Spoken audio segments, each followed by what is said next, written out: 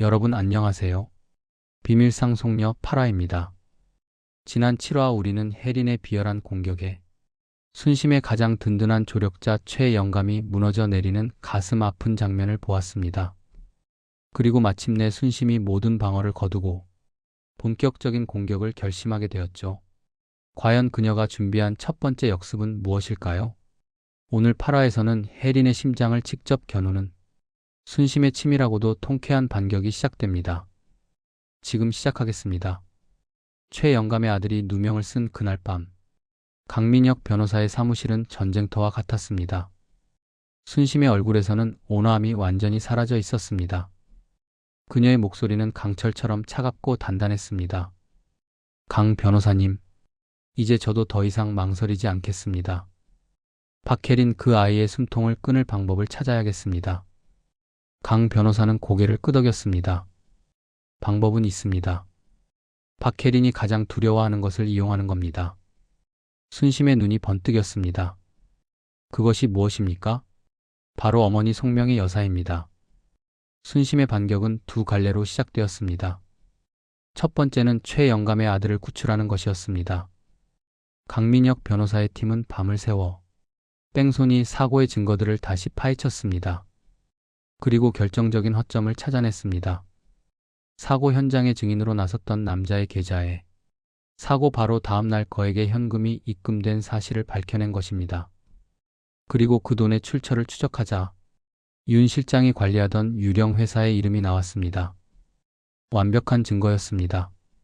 며칠 후 최영감의 아들은 무혐의로 풀려났고 오히려 거짓 증언을 했던 남자가 위증과 무고 혐의로 구속되었습니다. 최영감은 아들을 부둥켜 안고 뜨거운 눈물을 흘렸습니다. 아가씨, 감사합니다. 이 은혜를 평생 잊지 않겠습니다. 순심은 그의 손을 잡으며 말했습니다. 아닙니다, 어르신. 이제 시작일 뿐입니다. 그리고 순심의 진짜 공격이 시작되었습니다. 그녀는 법원에 새로운 소송을 제기했습니다.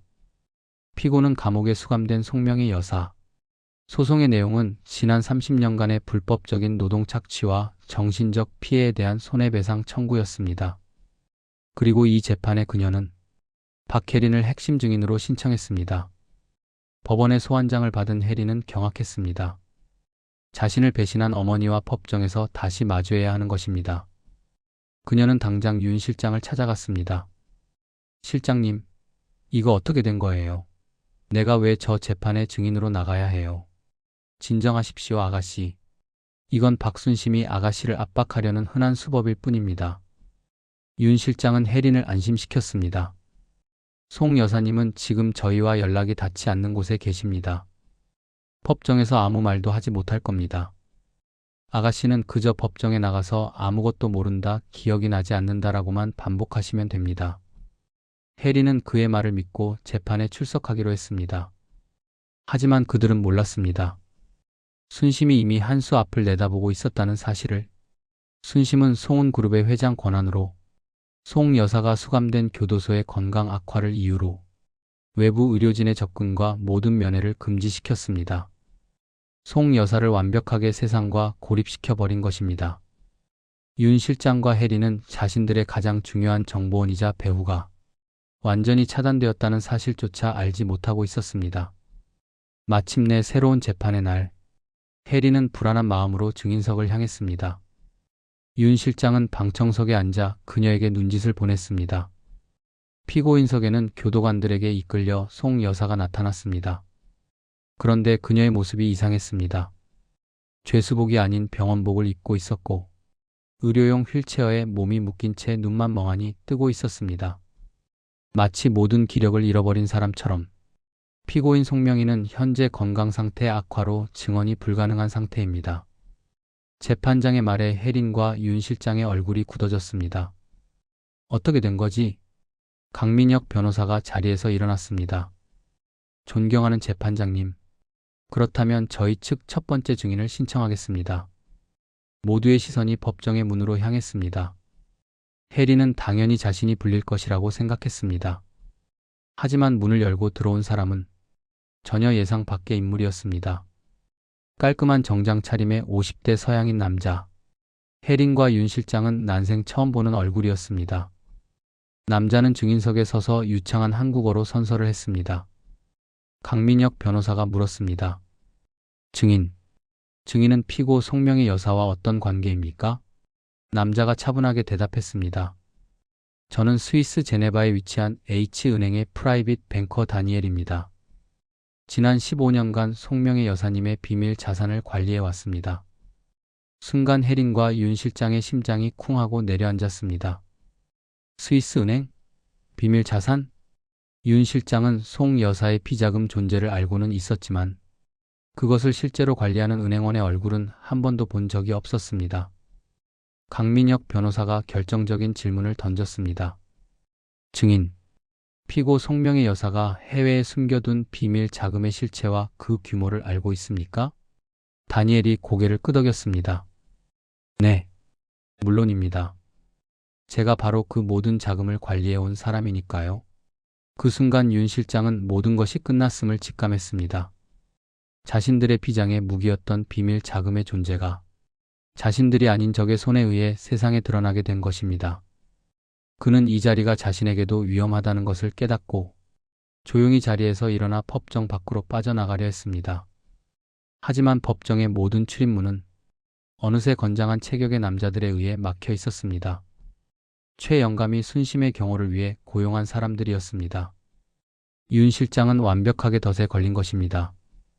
증인석의 혜린도 마찬가지였습니다. 자신이 믿었던 유일한 동아줄 윤 실장이 사기꾼이었을지도 모른다는 공포, 그리고 이제 어머니의 비밀 자금마저 빼앗길지도 모른다는 절망감. 그녀는 이제 기댈 곳 하나 없는 외딴 섬에 완벽하게 혼자 남겨진 것입니다. 법정 안의 모든 시선이 갑자기 나타난 스위스 은행원에게 쏠리고 있었습니다. 송 여사의 비밀 자금을 관리해온 스위스 은행원의 등장. 혜린과 윤 실장은 자신들의 가장 강력한 무기가 오히려 자신들의 심장을 겨누는 칼날이 되어 돌아왔다는 사실에 경악했죠. 법정은 갑자기 등장한 이국적인 외모의 증인으로 인해 물 끼얹은 듯 조용해졌습니다. 강민혁 변호사의 질문이 이어졌습니다. 증인이 관리해온 송명의 여사의 비밀 자금은 정확히 어느 정도의 규모입니까? 스위스 은행원 다니엘은 차분한 목소리로 대답했습니다. 제가 직접 관리하던 자금만 현재 가치로 약 5천억 원에 이릅니다. 5천억. 법정 곳곳에서 탄성이 터져 나왔습니다. 그 자금은 수십 개의 유령 회사를 통해 세탁되었으며 그 시작은 50년 전 송은그룹의 전신인 송은섬유 시절까지 거슬러 올라갑니다. 다니엘은 송 여사가 지난 50년간 어떻게 회사의 돈을 빼돌리고 어떻게 정관계에 뇌물을 뿌리며 자신의 검은 제국을 건설해 왔는지 그 모든 거래 기록을 증거로 제출하며 낱낱이 증언했습니다. 그것은 한 개인의 비리 폭로가 아니었습니다. 대한민국 재계의 추악한 역사가 벗겨지는 순간이었습니다. 그리고 강민혁 변호사는 마지막 결정타를 날렸습니다. 증인, 그렇다면 최근 그 비밀 자금에 접근하거나 자금을 인출한 사람이 있습니까? 다니엘이 고개를 끄덕였습니다. 네, 있습니다. 그는 법정의 스크린에 영상 하나를 띄웠습니다. 스위스 은행의 VVIP 금고 앞에서 촬영된 CCTV 영상이었습니다. 영상 속에는 박혜린과 윤 실장이 금고에서 수십 개의 골드바와 현금 뭉치를 꺼내 가방에 담는 모습이 선명하게 찍혀 있었습니다. 최근 2달간 박혜린 씨와 저기 방청석에 앉아있는 윤모 씨가 수차례 은행을 방문하여 약 300억 원에 달하는 자금을 인출해 갔습니다. 모든 증거는 명백했습니다. 혜린과 윤 실장은 단순히 복수를 도운 것이 아니라 불법 비자금 세탁과 인출에 직접 가담한 공범이었던 것입니다. 그 순간 혜린은 모든 것이 끝났음을 직감하고 이성을 잃었습니다.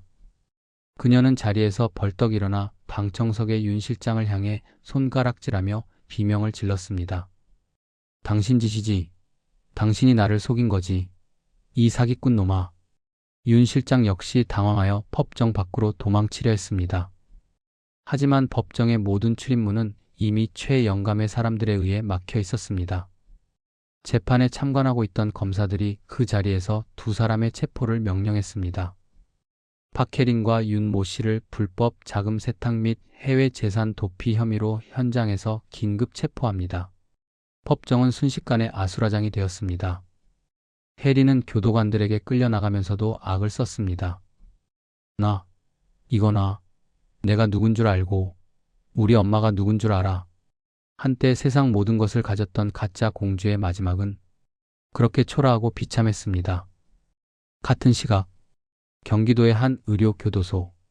송 여사는 자신의 병실에 설치된 TV를 통해 이 모든 재판 과정을 생방송으로 지켜보고 있었습니다. 그것은 순심이 그녀를 위해 준비한 마지막 배려이자 가장 잔인한 형벌이었습니다. 송 여사는 화면 속에서 자신이 평생을 바쳐 쌓아 올린 검은 돈의 역사가 무너져 내리는 모습을, 자신이 유일하게 믿었던 신복과 자신이 유일하게 사랑했던 가짜 딸이 한꺼번에 체포되는 모습을 속수무책으로 지켜봐야만 했습니다. 그녀의 마비된 얼굴 근육이 경련을 일으켰습니다. 그녀가 움직일 수 있는 유일한 신체 기관, 그녀의 눈에서 피눈물과도 같은 뜨거운 눈물 한 방울이 흘러내렸습니다. 그것은 한 시대를 풍미했던 악마의 완전한 패배를 알리는 신호였습니다. 재판이 끝나고 순심은 승리자가 되어 법정을 걸어 나왔습니다. 그녀의 곁에는 든든한 강민혁 변호사와 충직한 최 영감이 함께했습니다. 수백 명의 기자들이 그녀를 둘러쌌습니다. 모두가 그녀의 위대한 승리를 축하하고 있었습니다. 그때 한 기자가 인파를 뚫고 그녀에게 마지막 핵심 질문을 던졌습니다. 박순심 회장님, 이제 송 여사의 그 막대한 비밀 자금은 어떻게 되는 겁니까? 법적으로 그 돈도 모두 회장님의 정당한 상속 재산이 되는 겁니까? 순간 모든 소음이 멎었습니다. 모두의 시선이 순심의 입으로 쏠렸습니다. 5천억. 어쩌면 그 이상일지도 모르는 막대한 검은 돈. 그녀는 이제 그 모든 돈의 주인이 될 수 있었습니다.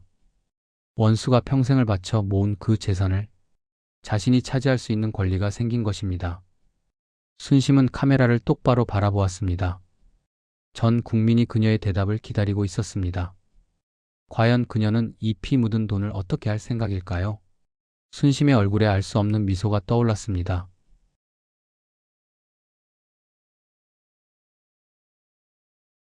모든 복수가 끝났습니다. 순심은 검은 돈을 사회에 환원하며 진정한 리더로 거듭났습니다. 하지만 감옥에서 날아온 혜린의 편지 한 통. 이제 그녀는 용서라는 이름의 가장 어려운 시험을 마주하게 됩니다. 다음 9화에서는 두 여자의 진솔한 대면과 혜린이 순심에게 건네는 놀라운 제안이 펼쳐집니다. 절대 놓치지 마세요. 구독과 좋아요는 작가에게 큰 힘이 됩니다. 감사합니다.